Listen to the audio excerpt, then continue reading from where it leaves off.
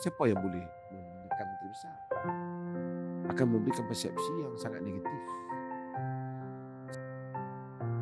Dan kita pernah tahu, dengar juga di tempat lain mungkin ada yang berbeza, ada yang menuntut sehingga kerajaan pusat letih pun, kan?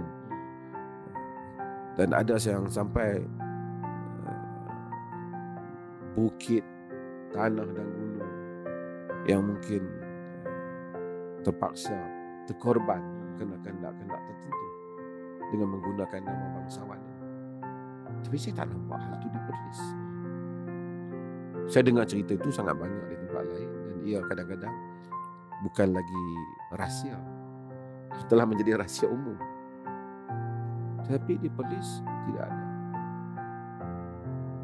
Mungkin sebab itu juga rakyat Perlis ni dia tak terkesan dengan apabila saya kekacauan politik yang mungkin sebahagian orang politik saja.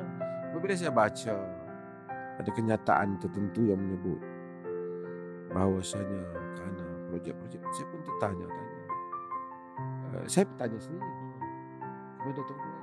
Dia kata suruh dia sebut projek apa, di mana.